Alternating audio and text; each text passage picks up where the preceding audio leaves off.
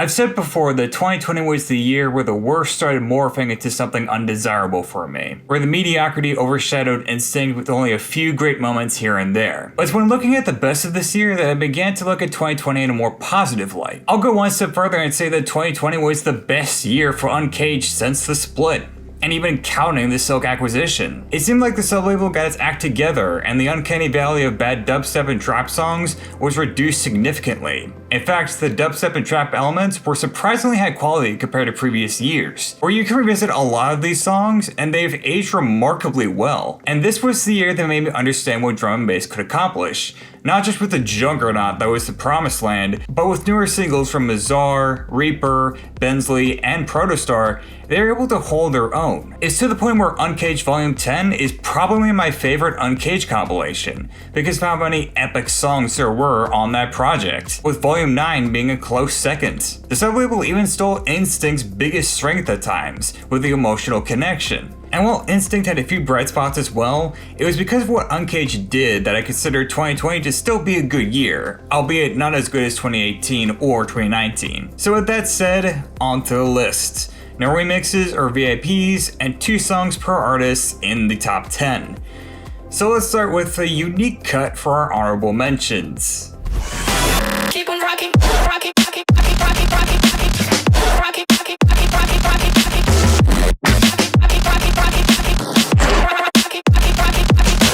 Back during 2020, someone like Tynan coming to the label would get the reaction of, wait, what? At least that was my reaction at the time.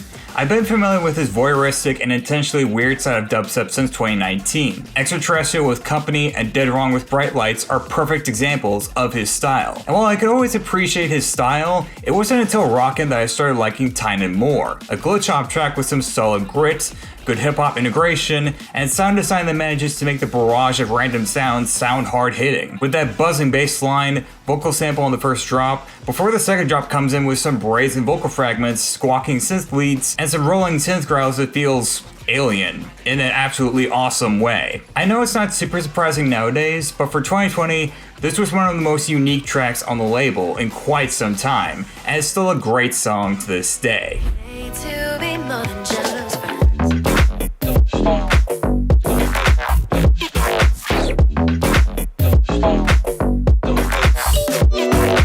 While I still stand by the take that Instinct underperformed massively this year, that doesn't mean there were some great highlights. Take Forever Flame by Roman Silver, for example, an electro-pop artist previously known for Fade off of his Bitbird EP Like Lightning, who is now best known for Skin. And the Bitbird influence is noticeable on this EP too, with that future bass influence, indie electronic aesthetic, as well as organic sounds. And while Get Lost seems to be the highlight for a lot of people, Friends feels like the most well executed on the EP, taking the summer vibe approach with that electric guitar and plucky percussion, along with Che's vocal performance, before switching to a series of goopy synths, balanced tropical bass line, record player scratches, and satisfying series of vocal fragments on the drops that shows off a lot of character and groove. It's an addicting experience where the sound design is so good yet bizarre at the same time.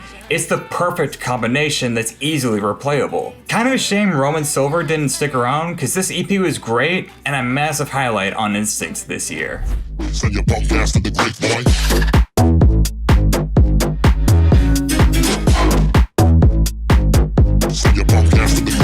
But going back to Uncaged, with one of the artists that got me into the sublabel in the first place, that being Cage, a bass house act with a knack for bouncy, low-end energy, with a few touches of Asian influences in his music. An act that was able to give people great bass house songs when Hapstrack was absent during the middle of the year. And this is the best off of his self-titled EP, having that low-end pulse on the bass line, the simple yet tight effective percussion, the guitar lick on the drops that adds some melody, before the lead comes in to add some solid melodic interplay. There's also that trap switch up that works surprisingly well with the elements here. The best part is that didn't need to be there, but I like that Uncaged added in because he could, and it made it work so well. It's a fun bass house song all around that takes the fun nature that Instinct has and translates it over to Uncaged. And yes, this will send people to the grave.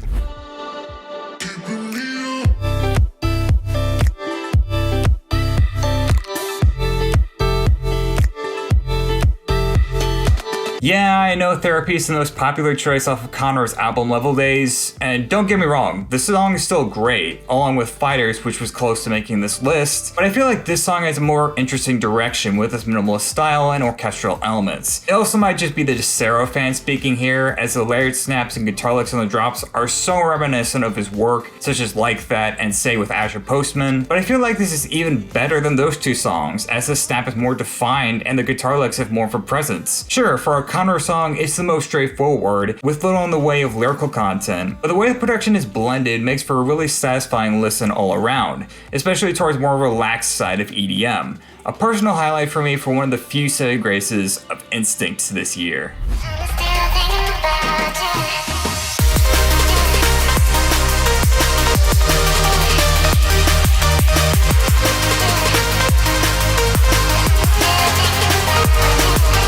Oh, finally, I can get a Ramses B song on this list after him getting snubbed so many times. Although, I might need to add Virtuality to my best list for 2017 now that I recently listened to that track. But Thinking About You represents why Ramses B was so good back then, and even now. The dreamy atmosphere, the bubbly synth design, the balanced drum and bass percussion giving you that relaxed feeling that Ramses B has made his bread and butter ever since We Love. And that hardcore switch up works well with the bounce of the kick blending with the rest of the production elements. One of the few times where I feel the uncaged feeling transitions well to Instinct quite nicely. It was ultimately a toss-up between this and Forever with Zoe Moon. It was neck and neck, as both are great drum and bass songs with his bubbly design, but this slightly edged Forever up because of that hardcore switch up. Still, recommend you check both songs out.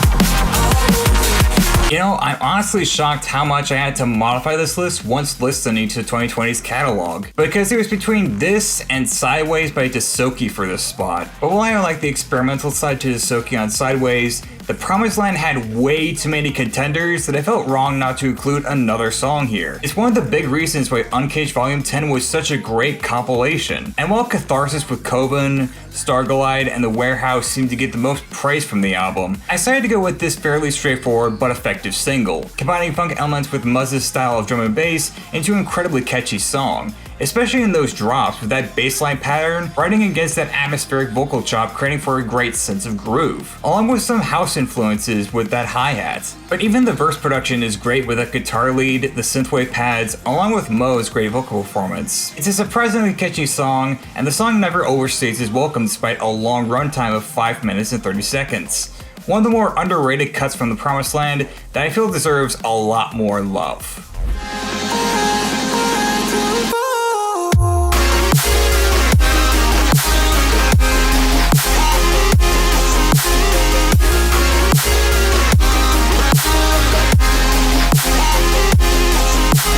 At the time of release, this was my favorite Pixel Terror release. I really like the Rocktronic integration and how it blends well with Pixel Terror's chiptune sound design, and I also like how this would be a setup for Pixel Terror's route nowadays with Hyperpunk, as the drops themselves combine a vocal sample that's been distorted and bit crushed into a satisfying lead, and the plucky elements that add some drive to the song. This is also something I could see A. Findy making today, since it matches his melodic style as well as keeping that old Pixel Terror sound alive. It's a single that aged remarkably well given what would happen with both members, and while I have some mixed thoughts on Bigger Sweet and Omega, when they have this, all of those thoughts collapse.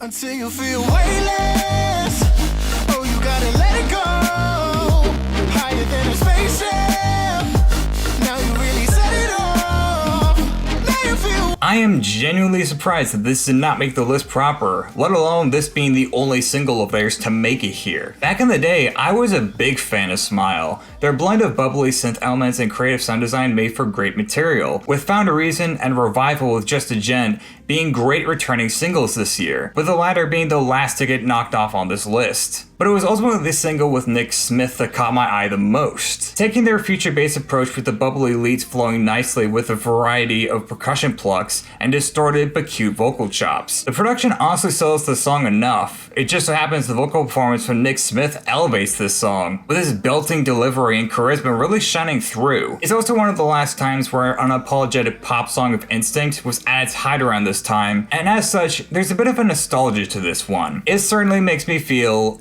weightless. But now, onto the list proper, starting with...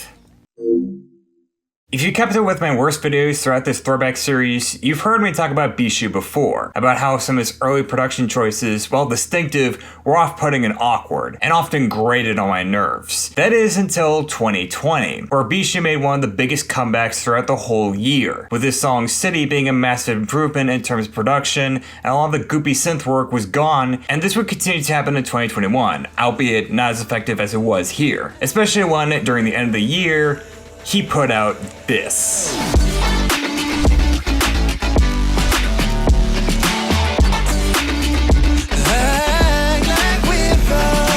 This for me was when I realized Bishu's style changed for the better. Because while City was a good comeback and the off-label Moria EP was still good, there was a part of me that was still a little worried since Expo had some of that awkward sound design from before. Thankfully, those were laid to rest, since this is a much better production for Bishu. I can make the obvious Pokemon joke involving the vocalist Brock, but he honestly sells the electropop appeal well with his vocals. As for Bishu, he's able to keep his unique style on display while creating a much more pleasant song, with the guitars, the beefy beat in the back, to the drops which has that guitar lead cascade nicely into that blocky beat, which doesn't have the same goopy texture that made some of his previous work fall flat for me. He would later go on to make some beloved singles like Worst Behavior, and probably my favorite Bishu song to date, Fall to Pieces. More on that when we get to 2021. But this is one of the best songs during Instinct's downturn, and a song that confirmed that Bishu was much better. This was certainly not an empty promise.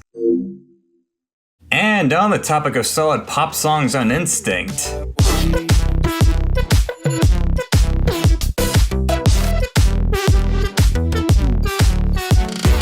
this pick might surprise some of you, and believe me, this was one of the last choices I made when assembling this list. But while I consider Dumu to be the king of unapologetic pop, Ellis might as well be a close second. Before his time on Monstercat, he was a future bounce producer known for How Does It Feel and Migraine. That last one was on NCS. But in 2019, he started shifting his sound to more French electro, and that leads us to his 2020 debut, where he was another bright spot on Instinct with his EP Recollection Perspective, with Don't Say That You're Sorry being the most popular choice on that EP. But this for me was the most straightforward, yet most effective at fusing French electro and house together. If anything, Alice is just a funkier version of Conroe. The type percussion that gives the track some punch, the groove of the buzzing bass line, the flow of that synthetic horn melody, it lets the song have a lot of groove to it.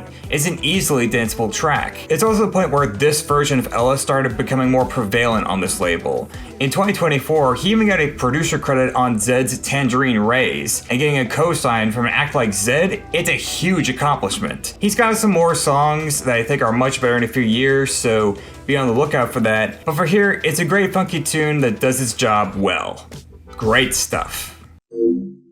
Until we get to the top 5, this will be the last Instinct song on this list for a while. Well, I've said before that Instinct dropped the ball this year because so much of that emotional connection was neutered significantly. Plus, it doesn't help matters when some of the releases sound like uncaged demo tracks that are too tame for that sub-label. But if you look in the right places, you can still find a lot of great material to work with. Alice had a lot of great songs, including on that EP. Glacier released another EP, Temple Inward, and while none of those songs catch my eye to make the list, that EP still contains a lot of great songs to make Glacier so iconic in the first place. Would it also shock you to learn that Bad Computer was another highlight this year?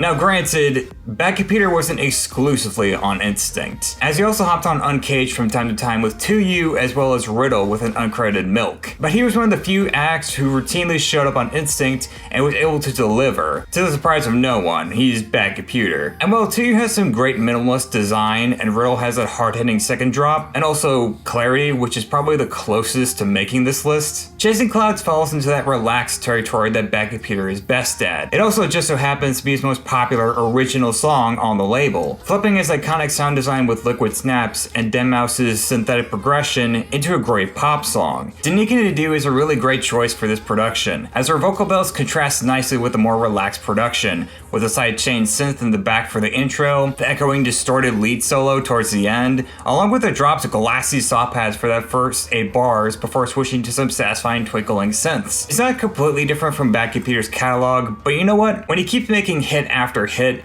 songs like this don't really need to be. Turns out, you don't even need to chase clouds to make a great song.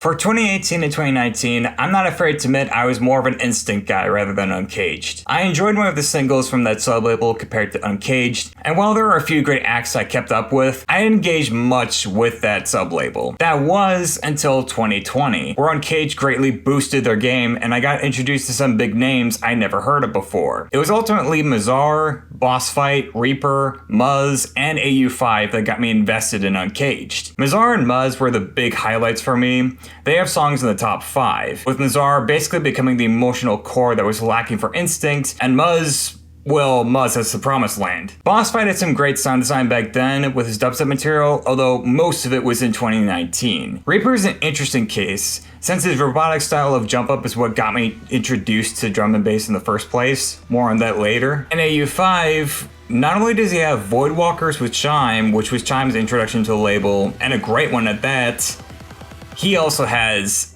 this.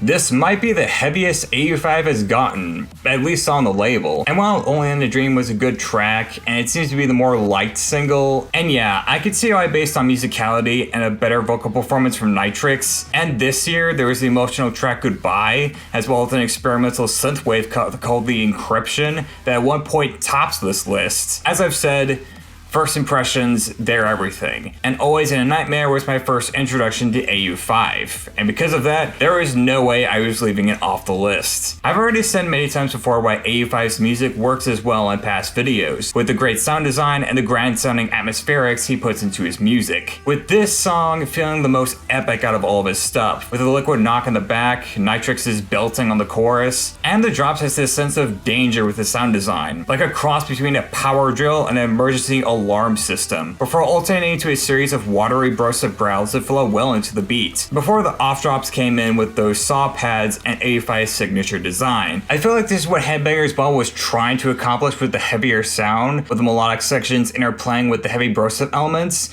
but this works so much better than that EP. Running Into You definitely had a similar structure. This just so happens to make it work and do it so much better. Great dubstep song that captures the nightmare perfectly. For those of you who are new to Monstercat, you might be familiar with Ultrasound by Arcando and Parapus, a neurofunk jump-up song with lots of great sound design from Arcando and a nice sense of flow from Parapus with that call and response lead break. It also made me understand Arcando's appeal, and I also became a fan of the guy as a result, with his synth growls and bombastic aesthetic creating a lot of great neurofunk material to bop your head to. It just so happens we also got a similar version 6 years earlier.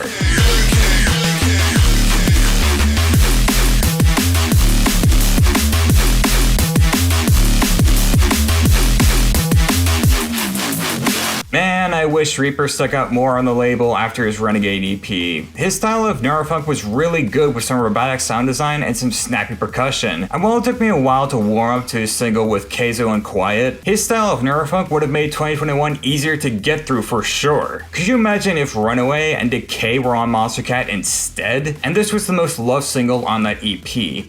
To the point where this could have been Song of the Year if it wasn't for Boss Fight's voices, and quite frankly, it should've. The song is pretty straightforward with that acid lead and hand claps being the only thing to the song outside the drops, yet they're so effective at creating that hard-hitting feeling. And the drops are extremely catchy with those robotic synth growls that fill up the speakers and snappy drum and bass percussion that has a bite to it. This really feels like what heavy drum and bass could accomplish. And speaking of Boss Fight, there's the remix, where Boss Fight adds some of his gritty, brash sound design and it works just as well as the original. It's a fun track all around, and while Heatseeker had a shot on this list, as well as Sawtooth from last year, Barricade represents what made drum and bass so great in 2020. Frankly, I wish that 2026 would take notes from this. If only Reaper had stuck around in 2021, we could have had some great competition with Boss Fight. You know, if he actually elevated the Barricade. I've commented on the worst list that there is an issue of blending between sublabels, when songs that were meant for one sublabel somehow happen on another. And that blending was clearly detrimental to Instinct thanks to songs like Let Go by Good Times Ahead and Terry Romero, and especially Golden by Nonsense and Snouse, to the point where when Uncaged got a hold of an Instinct track, it basically felt like an unfair advantage, because oftentimes the emotional connection that Instinct had would basically get onto Uncaged, and as a result make Uncaged better, and no single made that more obvious than this.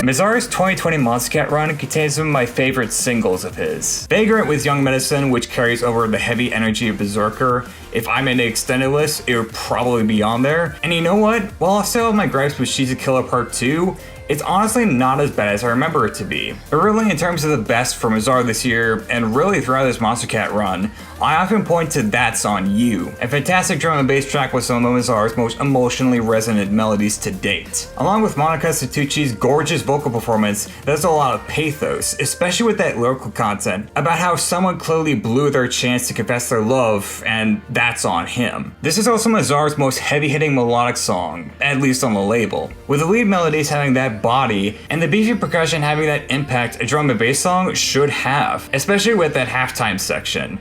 He's done this formula before, and I think that helps that it feels more like a fusion of melodic dubstep and drum and bass, with the two genres complementing each other well here, and the pauses for once actually fit well with the flow of the song. It helps with creating that impact. For me, this, along with Nova with Livingston Crane, was the moment where I realized how underappreciated Mizar's melodic side is. One of my favorite Mizar tunes to this day, and if you're looking for an introduction to drum and bass as a genre, highly recommend you give this a listen.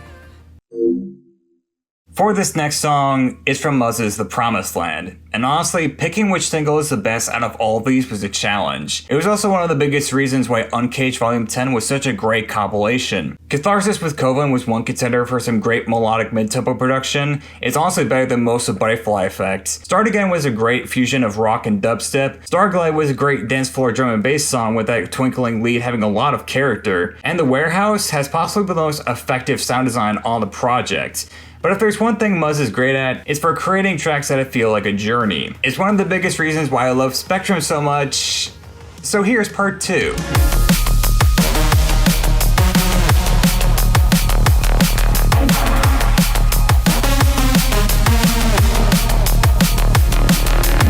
Now, there are a few key differences between this and Spectrum.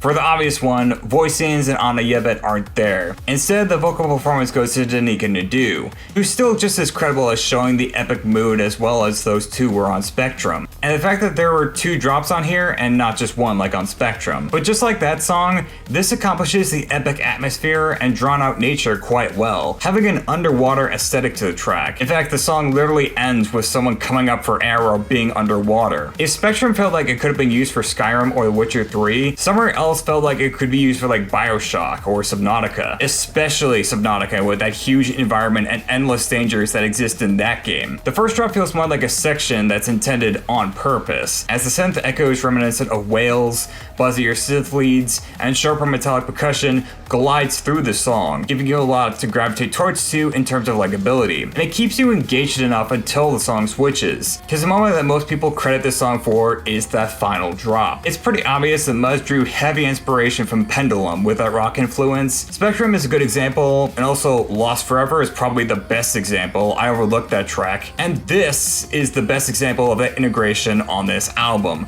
with those MIDI guitars having a lot of bite and drive to them, and they carry the whole drop. It's a moment that confirmed to me this was the best song off The Promised Land, despite strong competition. If love is my weakness, I'll crawl straight back to this song.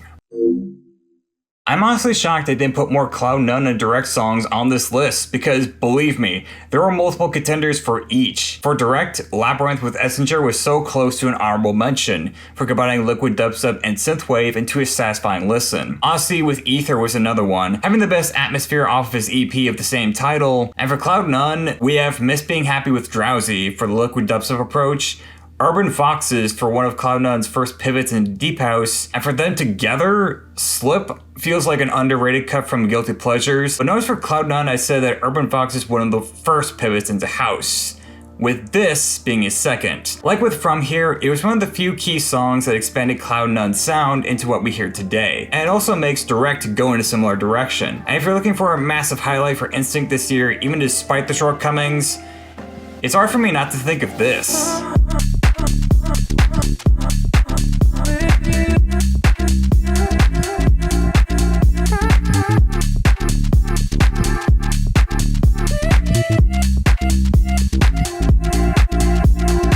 Yeah, a pretty obvious pick for this list, especially given my thoughts on these two throughout 2018 and 2019, but I can't stress enough just how good Cloud9 and Direct were in terms of this style of electronic music, with this being a big turning point for both artists in question. It also helps that the song can stand on its own even if it didn't. The melancholic piano melodies from Cloud9, which always sound great and take you into that nighttime mood, the house percussion sounding tight and on point, the vocal fragments that get chopped up onto the drops, creating a nice flow, likely coming from Direct, to the dreamy synth tones on the second half of the first drop and the first half of that second drop, where just like with From Here and Lost and Found, the synthwave elements come in that add some more dimension to the song. All this creates for one of the best deep house cuts in the 2020s, and what would become a modification in style for both artists. There's also the off-label record Dream Running, which repeats this style but does it so much better, to the point where that song might be my favorite song from each artist. And for this was almost my favorite Instinct song this year, but it was ultimately beat out by... This one probably needs explaining, because while this song certainly has its audience, I doubt there will be a lot of people who would put it this high. But I feel despite the song's faults, it's ultimately how you end off that matters. And for that reason, this is one of, if not my favorite song from this guy. Because this made me feel something that no other song outside of the top spot could accomplish. And if the emotional connection from Instinct was a little lost this year, at least we have this to bring it back. Breathing, I come short on air. And every time we reach a new horizon, it's like you don't care. I'm surprised it's taken this long to get Rogue on this list. I thought it would have for sure made it in 2019 with Oceans, but after so long of getting snubbed, we have what is possibly one of, if not my favorite song from Rogue. And while Rogue has been hit or miss this year with his two singles, Fusion being a hit and Move Me being a bit of a miss, he wrapped up the year with one of the most emotionally resonant songs. Opening with those guitar licks and luscious synth pads, and Rogue's great vocal performance, probably one of his best. Although, if you've heard the first two drops, you might be a little confused about the emotionally resonant part, playing into the Moobiton dancehall genre. The drops are good, but not great enough for the song to make it this high. While the percussion's a little flat, the vocal chop does sound nice, blending with the twinkling synths and colorful design. The best way I could describe these drops is if DJ Snake and Madeon collabed together in 2015. There's a few gripes in the production, but overall, it's still a nice listen. In order for the song to really reach this high, it would have had to do something really special. And for Empires, it's for that final section. The bridge of the track as vocal choir comes in to assist Rogue,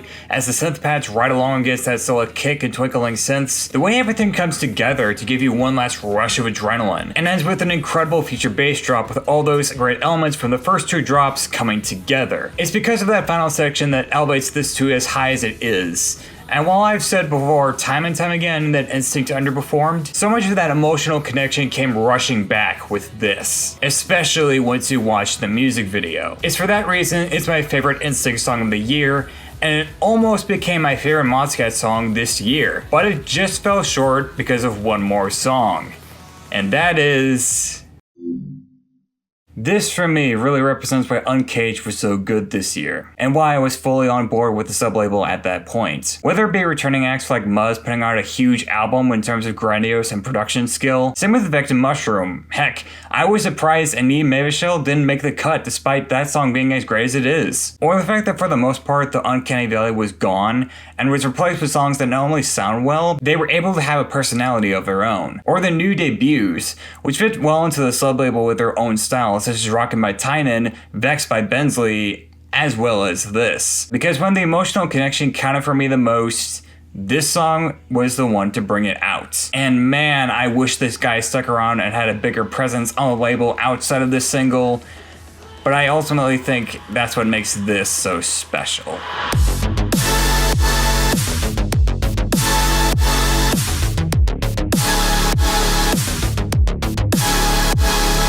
Because if Note Taker wasn't going to be on the label, at least for this year, Saison is likely the best alternative for this year. Nowadays, we have Kid filling those shoes, and I'll say more about him once this year wraps up, but for now, this might be my favorite synthwave song on this entire label. And I really like Saison's blending of dubstep and synthwave elements, with this along with a night mode track Shadowrunner, with this having greater pathos. The synthwave chimes slowly fading in, creating a dreamy atmosphere, as Endur's vocal performance, which combines his softer approach reminiscent of Labyrinth with direct, and the screamo side of him that's common with Berserker, and adding a sorrow feeling to both sides of his vocal style. The echoing melancholic synth leads that enhance the atmosphere, and given the lyrical content of trying to make a connection with someone from long before, saying that it's not too late to slip away, it's one of the few times where the juxtaposition between the lyrical content and production works, giving a more bittersweet vibe overall, and that's before we get into the drops themselves.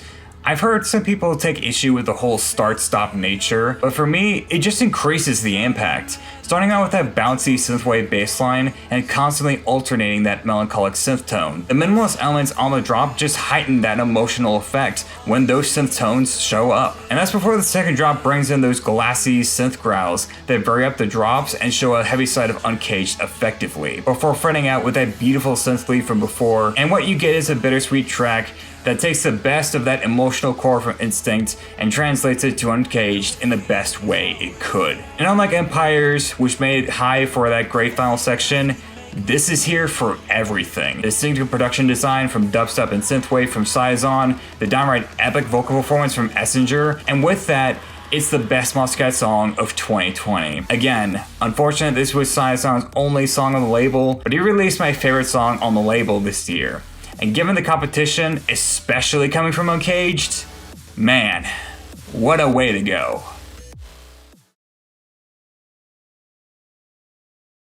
Thanks for watching. If you'd like to like and subscribe, I really appreciate it. Next up, 2021.